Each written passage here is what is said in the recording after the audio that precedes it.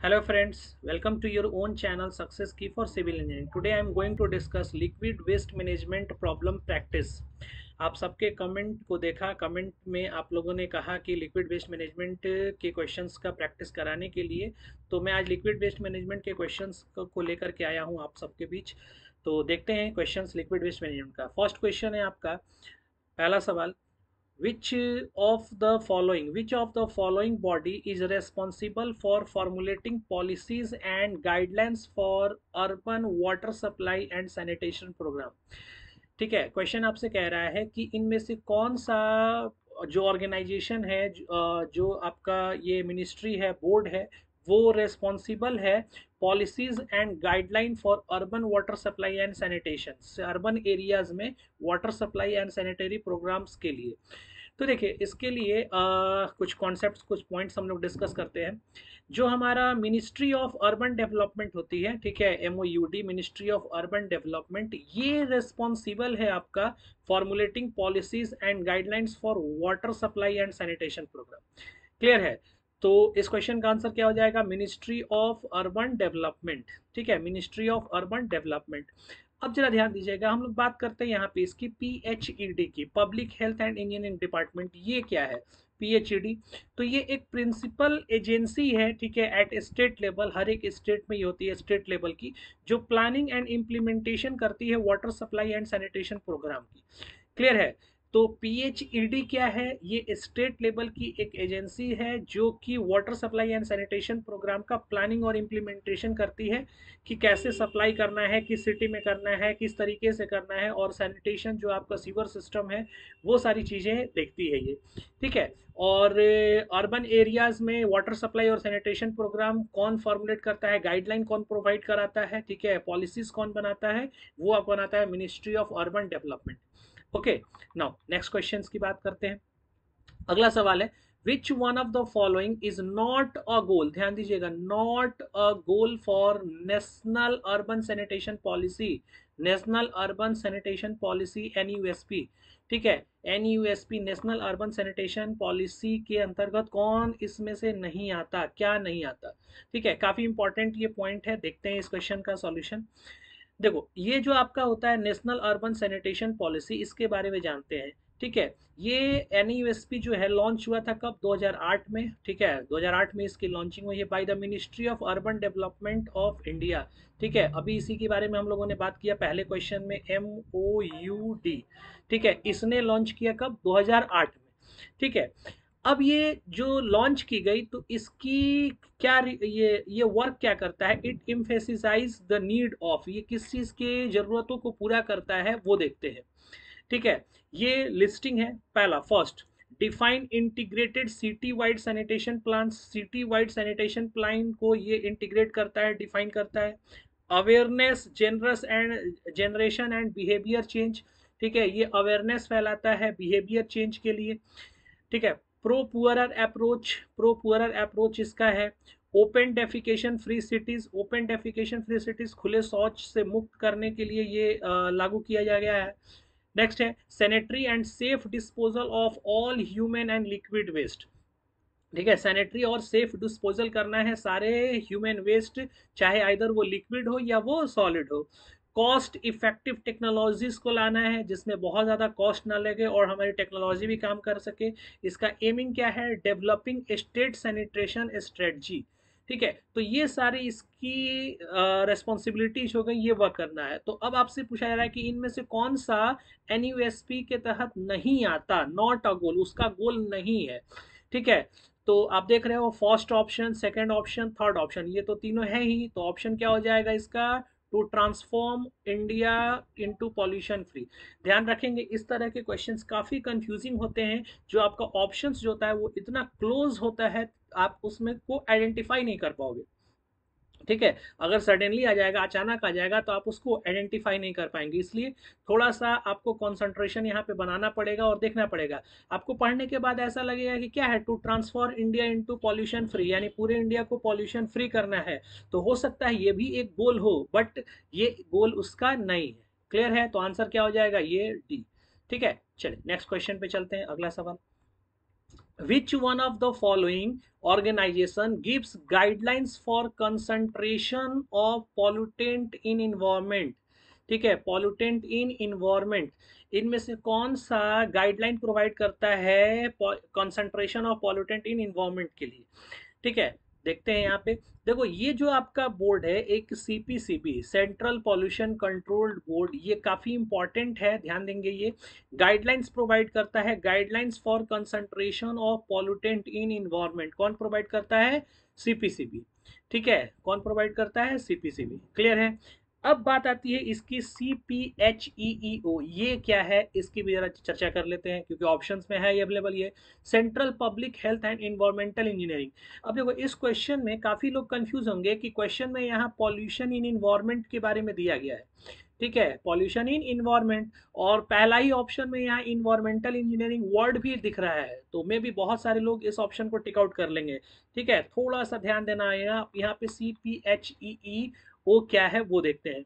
तो ये जो मिनिस्ट्री ऑफ अर्बन डिपार्टमेंट है उसने ही क्रिएट की है नोडल एजेंसी, जिसको हम लोग बोलते हैं CPHEEO। इसको किस लिए बनाया है? R&D करने के लिए।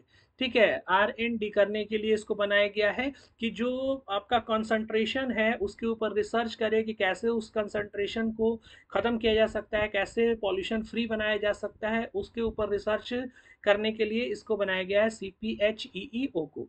ठीक है, लेकिन जो गाइडलाइन प्रोवाइड करेगा वो कौन करेगा? सीपीसीबी, है ना, central pollution control board. Okay, चलिए नेक्स्ट क्वेश्चन पे चलते हैं।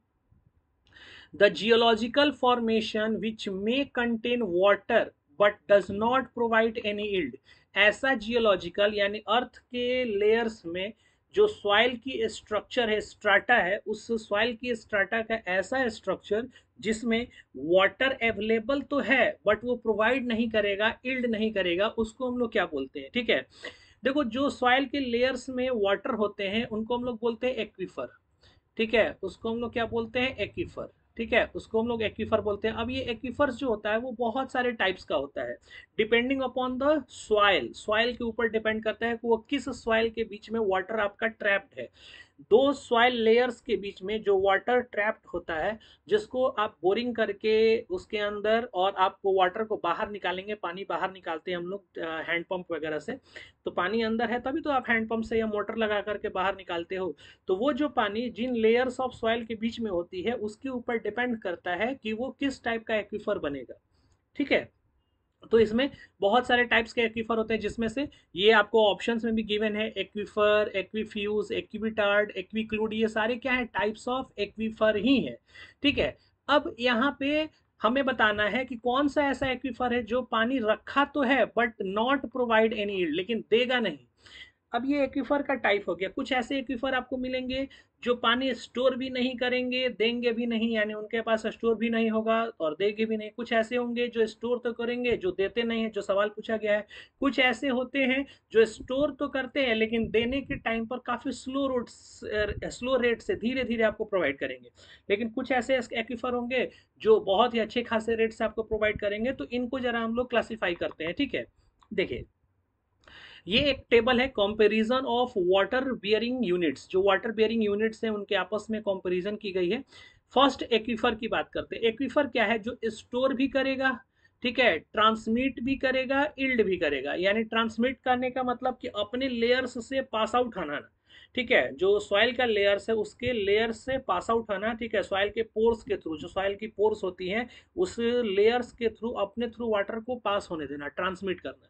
और यील्ड भी करेगा, यानी ये वाटर आपको प्रोवाइड भी करेगा, देगा भी, तो उसको क्या बोलते हैं? एक्वीफर। ये किस टाइप्स के सॉइल में होगा? तो सैंड और ग्रेवल में। रीजन क्या है? अब इसकी ये बात करते हैं। सैंड और ग्रेवल में ऐसा होता है, रीजन क्या है? क्योंकि इनका जो पोर्स है, इनका पोर्स, ये पोर्स बड़ा होता है। ठीक है, जो इनका वॉइड्स होता है ना, वॉइड्स, वो काफी बड़ा वॉइड्स होता है, तो इसलिए इजिली वाटर जो है वो पास आउट हो जाएंगे। ठीक है, लेकिन अब हम लोग बात करते हैं एक्वीक्लूड की। एक्वीक्लूड क्या है? वाटर स्टोर तो किया है लेकिन ये ट्रांसमिट नहीं करेगा, यानी अपने लेयर्स के थ्रू पास आउट होने नहीं देगा। ठीक है, और ना ही ये यील्ड करेगा, ना ही ये यील्ड करेगा। ठीक है, इसमें एग्जांपल क्या आ जाएगा? Clay, cell. ठीक है, अब ऐसा इसलिए क्योंकि इसकी जो पोर्स होती हैं वो काफी कम होती हैं, है ना, बहुत ज्यादा कम होगा।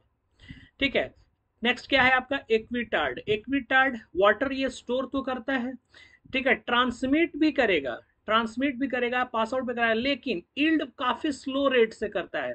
ठीक है, इल्ड जो करेगा ये काफी स्लो रेट से करेगा। ठीक है, रीजन क्या है, इसमें क्या आ जाएगा, क्ले। ठीक है, इसमें क्या आ जाएगा, क्ले। अब देखो ये क्ले और यहाँ क्ले, दो जगह क्ले आ रहा है, लेकिन इस वाले क्ले का पोरोसिटी और भी ज्यादा आपका कम होगा, यानी बहुत ज्यादा, इस वाले का बहुत ज्यादा कम होगा, इसका थोड़ा बहुत, ताकि ये थोड़ा बहुत इल्ड कर सके। ठीक है, यहाँ पे बिल्कुल भी इल्ड नहीं हो रही है एक्विक्लूड में, तो इसलिए इसका पोर्स जो है ना काफी कम हो गया, और इसकी पोर्स जो होगी वो थोड़ा बहुत ही कम होगा, ताकि ये धीरे धीरे धीरे धीरे पास आउट करा सके। फिर क्या है आपका एक्वीफ्यूज। एक्वीफ्यूज में ना तो ये स्टोर होता है, ना ही ट्रांसमिट होता है, और ना ही इल्ड होता है, जैसे कि ग्रेनाइट और बेसाल्ट। ठीक है, ग्रेनाइट और बेसाल्ट क्यों, क्योंकि ये एक सॉलिड स्ट्रक्चर होते हैं, रॉक्स टाइप। ठीक है, ये एक रॉक होते हैं, ठीक है, पत्थर जैसे होते हैं, तो इनके पास ना स्टोर करने की कैपेबिलिटी है, और ना ही स्टोर करेंगे, नहीं तो फिर ट्रांसमिट की बात ही नहीं आती है, और इल्ड की बात ही नहीं आती है। क्लियर हो गया। तो क्वेश्चन ने क्या पूछा कि कौन सा वाटर तो रखा है but does not yield, yield नहीं करेगा, देगा नहीं, तो नहीं देने वाले में से कौन सा है, एक एक्वीफ्यूज है, और दूसरा आपका एक्विक्लूड है। एक्विटार्ड तो देगा बट धीरे धीरे से देगा, तो कौन सा यहाँ पे आंसर हो जाएगा, देखो एक्विक्लूड। ठीक है, एक्विक्लूड आंसर क्या हो जाएगा, एक्विक्लूड, क्योंकि ये स्टोर तो करता है बट ये ट्रांसमिट नहीं करता। अब आप कहोगे सर एक्विफ्यूज भी तो आंसर हो सकता है, बट क्वेश्चंस के अनुसार मे कंटेन वाटर दिया गया है, मे कंटेन वाटर है ना, वाटर रखा हुआ है, इसलिए एक्विफ्यूज आंसर नहीं हो सकता, क्योंकि उसके पास तो वाटर होता ही नहीं, तो ये आंसर नहीं होगा। आंसर क्या हो जाएगा, एक्विक्लूड हो जाएगा।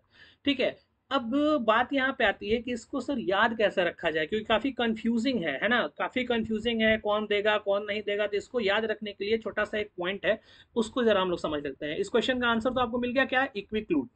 कैसे याद रखेंगे, तो देखो पहला चीज तो आपको ये पता है कि एक्विफर का मतलब होता है वाटर रखना, स्टोर करना, ट्रांसमिट करना, देना, तो इसमें तो कोई इश्यू है नहीं। इसके बाद वाले बाद में चलते हैं। ठीक है, एक्विक्लूड क्या होता है, एक्विक्लूड, देखो क्लूड जैसे आप सेंस बोल रहे हैं, एक्विक्लूड क्लूड, ठीक है, क्लूड मतलब कंजूस। ठीक है, एक्विक्लूड कंजूस। अब कंजूस जो लोग होते हैं वो क्या होता है कि पैसे वैसे के मामले में अपने पास होगा तो भी रखे हैं अगर, लेकिन देने के टाइम पे जब आएगी, ठीक है, अगर देना होगा कहीं पे, तो वो जल्दी उनके पास से पैसा निकलता नहीं है। ठीक है, तो एक्विक्लूड मतलब कंजूस जैसा आदमी कि पानी वो रखा तो है लेकिन वो देगा नहीं। ठीक है, क्लूड कंजूस, इसको हम लोग कैसे आते, एक्विक्लूड कंजूस। ठीक है, एक्विक्लूड में कंजूस। एक्विटार्ड, एक्विटार्ड इसको कैसे याद रखेंगे, टार्ड जो आपका वर्ड आ रहा है लास्ट में, एक्विटार्ड है ना, तो आप बोलते हो रिटार्ड, रिटार्ड मतलब थका हुआ है ना, बहुत ज्यादा थका हुआ, रिटार्ड हो गया, थक के धीरे धीरे चल रहा है, तो इसमें क्या हम लोग बोल सकते हैं, थका हुआ है ना, थका हुआ है ना, बहुत ज्यादा ये टायर्ड हो गया भाई। ठीक है, टायर्ड हो गया, बहुत ज्यादा थका हुआ है, यानी ये वाटर सप्लाई तो करेगा, बहुत काफी स्लो रेट से करेगा। ठीक है, थका हुआ है, काफी स्लो रेट से सप्लाई करेगा, स्लो रेट से सप्लाई करेगा। ठीक है, नेक्स्ट क्या है, एक्वीफ्यूज। देखो एक्वीफ्यूज जो आप वर्ड बोलोगे तो इसके लास्ट में थोड़ा फ्यूज आ रहा है, कंफ्यूज है ना, आप रिलेट कर सकते हैं एक्वीफ्यूज कंफ्यूज, यानी ये कंफ्यूज है। ठीक है, एकदम कंफ्यूज है कि स्टोर करूं कि नहीं करूं, स्टोर करूं तो फिर देना पड़ेगा, दूं या ना दूं। ठीक है, ये कंफ्यूज है इसी सोचने में, तो ना ये स्टोर करेगा ना ये देगा। ठीक है, ये कंफ्यूज ही है बेचारा, तो इसको हम लोग कैसे याद सकते हैं, कंफ्यूज। ठीक है, ये कंफ्यूज, ये क्या हो गया, टायर्ड, रिटायर्ड है ना, एक्विटार्ड, टायर्ड, और ये क्या हो गया, एक्विक्लूड कंजूस। तो इस तरीके से आप इन चीजों को थोड़ा सा याद रख सकते हैं। ठीक है, चलिए आगे चलते हैं नेक्स्ट अगले प्रॉब्लम पे। Next question, which of the following is not an anthropogenic pollutant, इसमें से कौन सा एंथ्रापोजेनिक पॉल्यूटेंट नहीं है, नॉट। अब बात आती है कि ये एंथ्रापोजेनिक पॉल्यूटेंट होता क्या है। ठीक है, तो देखो दो तरह के पॉल्यूटेंट होते हैं, एक आपका होता है नेचुरल सोर्स और एक होता है मैन मेड सोर्स। ठीक है, एक नेचुरल सोर्स और दूसरा मैन मेड सोर्स। तो जो आपके मैन मेड सोर्स होते हैं उसको हम लोग बोलते हैं anthropogenic pollutant. It is form of pollution produced by human activities, produced by human activities, यानी जो ह्यूमन एक्टिविटीज के द्वारा पॉल्यूटेंट आपका प्रोड्यूस्ड हो रहा है उसको हम लोग क्या बोलते हैं, एंथ्रापोजेनिक पॉल्यूटेंट।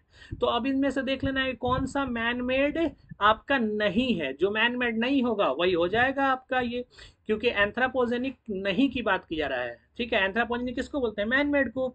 तो स्मोक कमिंग फ्रॉम चिमनी, ये तो मैन मेड है, तो ये तो है ही एंथ्रापोजेनिक। हम लोग चिमनी लगाते हैं, धुआं निकाल रहे हैं वहां से, एटमॉस्फेयर को पॉल्यूट कर रहे हैं, तो ये एंथ्रापोजेनिक पॉल्यूटेंट हो गया।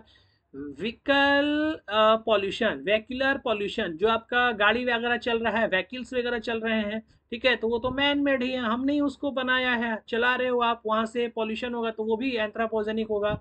SO2 फ्रॉम वॉल्केनिक इरप्शन, अब ये मैन मेड नहीं है, वॉल्केनिक इरप्शन ये नेचुरल फेनोमिना है। ठीक है, नेचुरल फेनोमिना, तो ये आपका आंसर हो जाएगा, ये एंथ्रापोजेनिक पॉल्यूटेंट नहीं है। क्लियर है। अब थोड़ा सा वीडियो को आप रोक करके और कमेंट सेक्शन में बताएंगे कि एंथ्रापोजेनिक पॉल्यूटेंट और क्या क्या हो सकता है। ठीक है, दो तो आपको दिख गया, smoke coming from chimney, vacuolar pollution, और क्या क्या हो सकता है मैन मेड, उसको आप बताएंगे। ओके, चलिए यहाँ देख लेते हैं, कुछ लिस्टिंग कर दी है। माइनिंग ऑपरेशंस, जो माइनिंग वगैरह की जाती है, fumes from plants, aerosol spray, incineration of fossil fuel to produced energy, release of toxic chemical, जो टॉक्सिक केमिकल निकलती है इंडस्ट्रीज से और वाटर बॉडी में जाकर के मिक्स होती है। ठीक है, तो ये सारा क्या हो गया, एंथ्रापोजेनिक पॉल्यूटेंट हो गया। ओके, नाउ नेक्स्ट क्वेश्चंस पे आते हैं, अगला सवाल, what is meant by STR। ठीक है, STR का फुल फॉर्म क्या होता है, तो सिंपल है इसका, STR ये क्या होता है, किसी भी पॉल्यूशन के तीन बेसिक सिस्टम होते हैं, किसी भी पॉल्यूशन के तीन बेसिक सिस्टम होते हैं, सोर्स, ट्रांसपोर्ट और रिसेप्टर, जिसको हम लोग एक साथ क्या बोलते हैं, STR। तो STR का फुल फॉर्म क्या हो जाएगा, सोर्स, ट्रांसपोर्ट, रिसेप्टर, है ना। ट्रांसपोर्ट को यहाँ पे ट्रांसफर फॉर्म से बनाया गया है, तो सोर्स, ट्रांसफर और रिसेप्टर। इसका मीनिंग देखो क्या है, ठीक है, इसको जरा समझते हैं कि ये STR होता क्या है। कि किसी भी पॉल्यूशन का तीन बेसिक कंपोनेंट होता है। पहला तो सोर्स, यानी जहां से पॉल्यूटेंट निकला, जैसे अभी हम लोग थोड़ी देर पहले बात कर रहे थे, SO2 वॉल्केनिक इरप्शन से निकलता है ना, और उसकी वजह से हाँ इन्वायरमेंट में पॉल्यूशन हो रहा है। ठीक है, वैक्यूलर, जो वैक्यूल से आपकी गाड़ी से धुआं वगैरह निकलता है, चिमनी से जो स्मोक वगैरह निकल रहे हैं, तो ये सोर्सेस हैं जहां से आपका निकला। और अब ट्रांसपोर्ट, ट्रांसपोर्ट पूरे मीडिया में, पूरा आपका इन्वायरमेंट एटमॉस्फेयर में इधर से उधर स्प्रेड हो रहा है। ठीक है, ट्रांसपोर्ट हो रहा है बाय एयर, बाय वाटर, अगर एक जगह केमिकल कहीं वाटर में मिक्स हुआ, अब वो रिवर फ्लो कर रहा है, दूसरे जगह भी ट्रांसपोर्ट करके जा रहा है। रिसेप्टर, रिसेप्टर का मतलब कि आपका एटमॉस्फेयर में, अर्थ सरफेस पर उस पॉल्यूटेंट को जो रिसीव कर रहे हैं वो हो गए रिसेप्टर। जैसे आपका ताजमहल एक रिसेप्टर की तरह काम कर रहा है, उसके ऊपर अटैक हो रहे हैं पॉल्यूटेंट के, और जिसकी वजह से वो डिग्रेड होता जा रहा है, धीरे धीरे उसकी चमक जाती जा रही है, तो वो क्या हो गया, एक तरीके का रिसेप्टर हो गया। ठीक है, ह्यूमन बींग हम लोग क्या है, रिसेप्टर है। तो ये तीन तरह से, तीन बेसिक्स फॉर्म में जो पॉल्यूटेंट होता है वो वर्क करता है, तो उसी को बताया गया है, सोर्स, ट्रांसपोर्ट और रिसेप्टर, STR। ठीक है, चलिए नेक्स्ट क्वेश्चन पे चलते हैं, अगला सवाल, what is meant by EMS। EMS का फुल फॉर्म क्या होगा, होता क्या है EMS। ठीक है, काफी इंपॉर्टेंट पॉइंट है, समझते हैं इसको। ठीक है, EMS का मतलब होता है environmental management system, environmental management system. ठीक है, ये एक फ्रेमवर्क है जो कि तैयार किया गया था ऑर्गेनाइजेशन के हेल्प के लिए, कि कोई भी इंडस्ट्रीज, कोई भी ऑर्गेनाइजेशन अगर है तो उसको, उससे जो भी पॉल्यूटेंट वगैरह निकल रहा है वो इन्वायरमेंट को नुकसान ना पहुंचाए, इस तरीके का एक मैनेजमेंट सिस्टम बनाया जाए। ठीक है, इसलिए इसका नाम दिया गया इन्वायरमेंटल मैनेजमेंट सिस्टम। और ये किस लिए बनाया गया, कि जितने भी ऑर्गेनाइजेशन है, फैक्ट्रीज हैं, इंडस्ट्रीज हैं, उसको एक फ्रेमवर्क दे कि भाई आपको इसी तरीके से, इसी गाइडलाइन पे काम करना होगा, ताकि हमारा एटमॉस्फेयर, हमारा इन्वायरमेंट जो है वो पॉल्यूट ना हो पाए। क्लियर है। तो इसके क्या क्या रूल्स हैं, ठीक है, वो देख लेते हैं। पहला, first, to reduce its impact and increase its operating efficiency. ठीक है, किसी भी ऑर्गेनाइजेशन का, किसी भी इंडस्ट्रीज का जो इम्पैक्ट है इन्वायरमेंट पर, उसको पहले तो कम किया जा सके। यानी बहुत सारे इंडस्ट्रीज ऐसे हैं जो इन्वायरमेंट को हमें पॉल्यूट कर रहे हैं, तो उस पॉल्यूशन इफेक्ट को क्या किया जा सकता है, कम किया जा सकता है। तो पहला तो इसका एम ये हो गया, ये फ्रेमवर्क इसका हुआ, ठीक है। और दूसरी, इंक्रीज इट्स ऑपरेटिंग इफिशियंसी। अब ऐसा नहीं है कि उसके इम्पैक्ट को कम करने के चक्कर में हम इंडस्ट्रीज की इफिशियंसी को घटा दें, उसका जो अपना ऑपरेटिंग इफिशियंसी है उसको हमें बढ़ाना है, ठीक है। हमें उसके ऊपर भी ध्यान देना है कि हमारा इंडस्ट्री या पॉल्यूशन और इन्वायरमेंट के चक्कर में ऐसा ना हो कि हमारी इंडस्ट्री सारी खत्म हो जाए। तो हमें दोनों को प्रॉपर एक बैलेंस लेकर के चलना है। तो ये इसमें दिखा, पहला पॉइंट्स आपका हुआ कि रिड्यूस इट्स इम्पैक्ट, कि उसके पॉल्यूशन का जो पॉल्यूटेंट का इफेक्ट उसको कम करना है और उसके ऑपरेटिंग इफिशियंसी को बढ़ाना है, ठीक है। नेक्स्ट पॉइंट क्या है इसका, second, achieve it's environmental goal through consistent review. जो उसका इन्वायरमेंटल गोल है, जो भी सेट किया गया है कि भाई इतना हमें पॉल्यूशन कम करना है, इस लेवल से ज़्यादा नहीं जाना है, ठीक है। तो उसको कैसे अचीव किया जा सकता है, थ्रू कंसिस्टेंट रिव्यू, है ना। उसको बार बार देखना होगा, रिव्यू करना होगा, इवेल्युएशन करनी होगी, उसकी कैलकुलेशन करनी होगी, और फिर उस कैलकुलेशन में आपको जो लगेगा उसको इम्प्रूव करना होगा, ठीक है। उसको क्या करना होगा, इम्प्रूव करना होगा। तो ये इसका एक फ्रेमवर्क है जिसके ऊपर ईएमएस आपकी काम करती है। क्लियर है। ईएमएस का फुल फॉर्म क्या हो गया, इन्वायरमेंटल मैनेजमेंट सिस्टम। तो आंसर क्या हो जाएगा इसका, environmental management system, option B, ठीक है। आई होप आपको ये क्वेश्चन क्लियर हो गया होगा। चलते हैं नेक्स्ट क्वेश्चन की तरफ। Question number 8, environment impact assessment EIA is done. EIA जो हम लोग करते हैं, इन्वायरमेंट इम्पैक्ट असेसमेंट, ये कब होता है, before the project, after the project, during the project.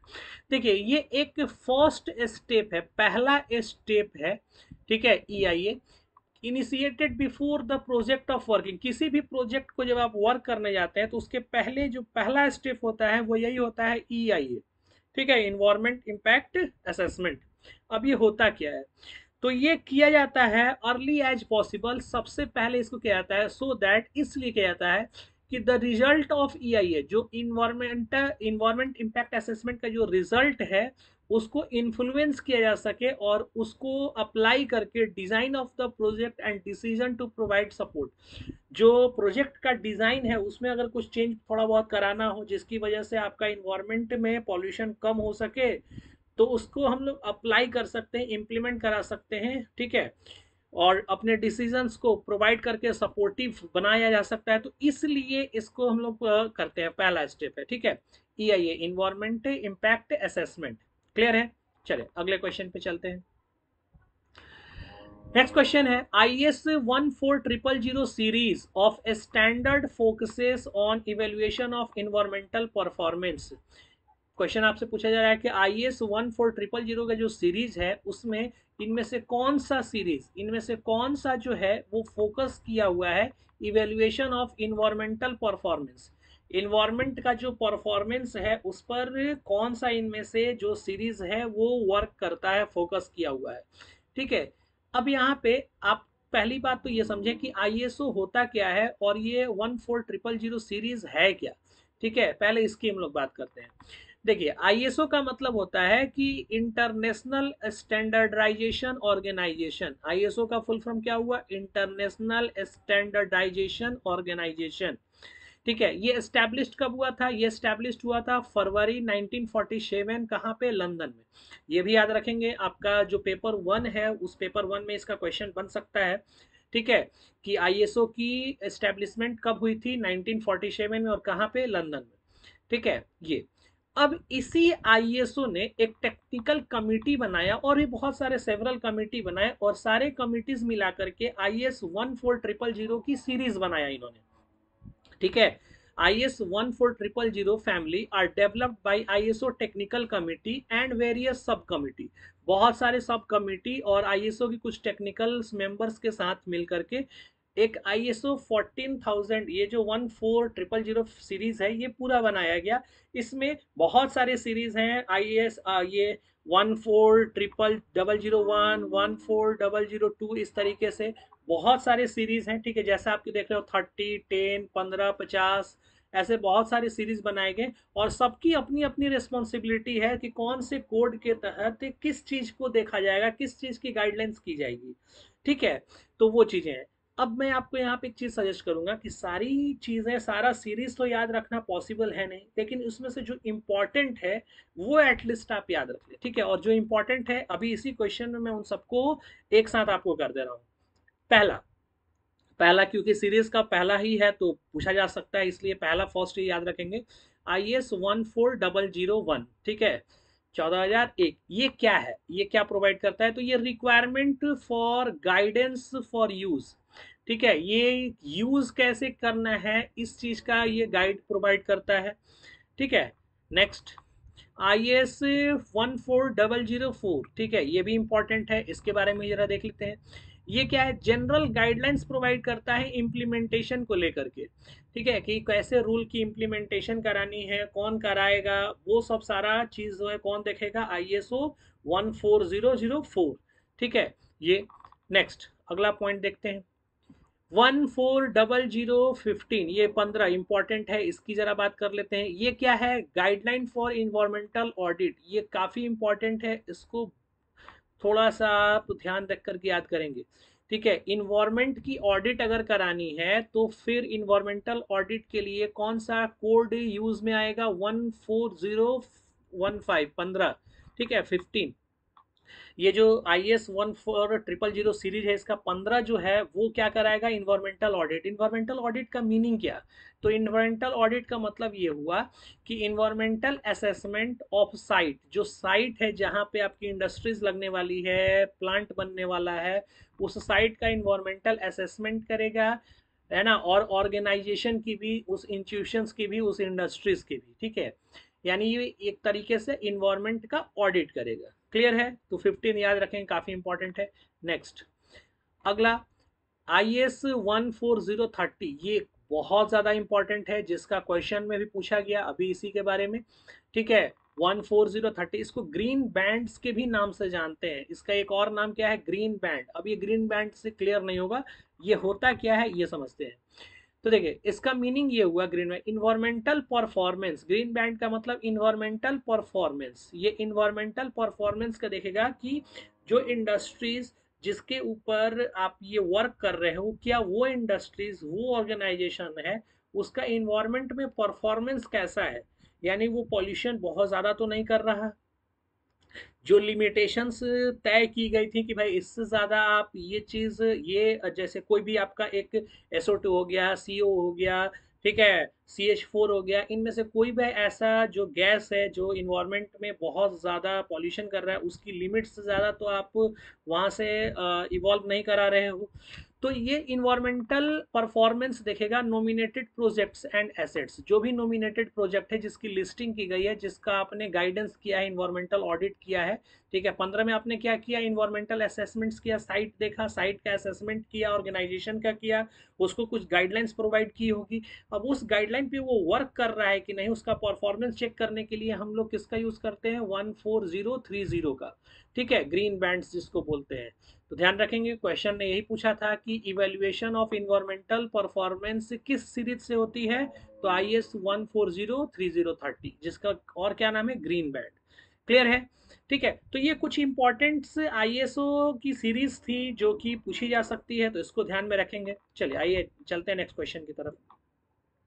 ठीक है, ये एक 1440 से 49 तक, 40 से 49 तक ये एक सीरीज है, ठीक है। इंपॉर्टेंट है लाइफ साइकिल असेसमेंट से, ठीक है, ध्यान में रखेंगे इसको भी, लाइफ साइकिल असेसमेंट से ये रिलेटेड है। ओके, चलिए ना, अगला सवाल, इन्वायरमेंट प्रोटेक्शन एक्ट ये कब लागू हुआ था? Environment protection act was enacted in the year, कब लागू हुआ था इन्वायरमेंटल प्रोटेक्शन एक्ट? ठीक, कब लागू हुआ था? ये 1986 में। याद रखेंगे ये कब लागू हुआ था? 1986 में। ये है क्या, इसकी बात कर लेते हैं। देखिए, ये एक ऑथराइज्ड, सेंट्रल गवर्नमेंट से ऑथराइज्ड है, ठीक है, to improve and protect environmental quality, environment की क्वालिटी को इम्प्रूव करने के लिए और प्रोटेक्ट करने के लिए सेंट्रल गवर्नमेंट ने इसको लागू किया था। और क्या करता है ये? Reduce and controlled pollution, pollution को कंट्रोल्ड करता है, उसको कम करता है, रिड्यूस्ड करता है फ्रॉम द सोर्स, जो सोर्स से निकल रहा है, एंड रिस्ट्रिक्ट और प्रिवेंट द सेटिंग, और रिस्ट्रिक्ट करता है, रोकता है, प्रिवेंट करता है setting operation of any industrial facility, जो भी इंडस्ट्रियल प्रोसेसेस होते हैं जहाँ से बहुत ज़्यादा अगर पॉल्यूटेंट वगैरह निकल रहा है तो उसको रिस्ट्रिक्ट करता है, रोकता है इन्वायरमेंट प्रोटेक्शन एक्ट। क्लियर है? कब लागू हुआ था? 1986 में लागू हुआ था। क्लियर है? आई होप आपको ये क्वेश्चन क्लियर हो गया होगा। चलिए नेक्स्ट क्वेश्चन की तरफ चलते हैं। अगला सवाल, विच of the following is true for EMS? ये क्वेश्चन मैं आप लोगों के लिए दे रहा हूं, आप इसका आंसर कमेंट सेक्शन में बताएंगे। इस क्वेश्चन का आंसर क्या होगा? ईएमएस जो होता है इन्वायरमेंटल मैनेजमेंट सिस्टम, अभी मैंने वीडियो में ही, इसी वीडियो में ही इन्वायरमेंटल मैनेजमेंट सिस्टम से काफ़ी सारी इंफॉर्मेशन आपको दी थी। इसका क्या फंक्शन है, क्या फ्रेमवर्क है, वो भी मैंने आपको बताया था। तो इस क्वेश्चन का आंसर जो है आप मुझे कमेंट सेक्शन में देंगे। ओके, चलिए, thank you so much for this session. मिलते हैं अगली वीडियो में नेक्स्ट टॉपिक और नेक्स्ट क्वेश्चंस के साथ में। Thank you so much.